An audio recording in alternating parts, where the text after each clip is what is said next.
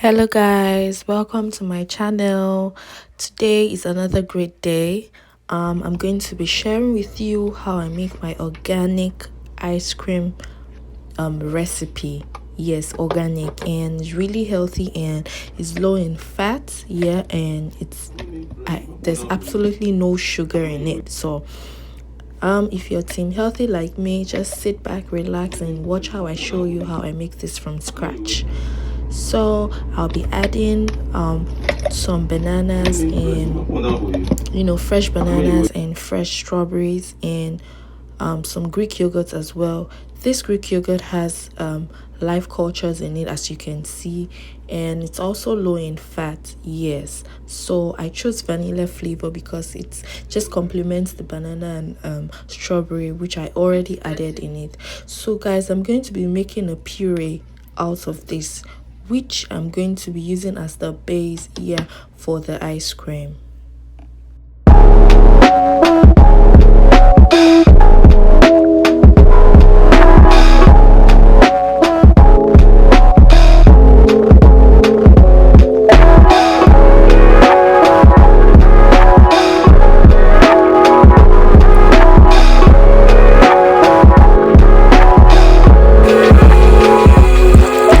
So guys, I just started whisking some whipped cream. Yeah, so I did this for about 15 minutes because you need to really ensure you have that consistency that you need, guys. You do not want to have a watery whipped cream. No, you're meant to whisk it till it becomes really fluffy and light, because you need to incorporate air into it. This gives a really good texture for the ice cream. Yeah, basically air that forms ice cream. Yeah, and of course the whipped cream and the condensed milk. So I use the fat-free whipped cream, so you can get this at your local grocery store. So as you can see, the consistency is this: light and fluffy, foamy, if I may add that. Yeah, so I did add the condensed milk, as I said earlier, fat-free condensed milk. Yeah, so I'll just be adding it in. I'm going to whisk it all in. Yeah, so yeah, I did this for about another 5-6 minutes. Yeah, just to incorporate it inside it.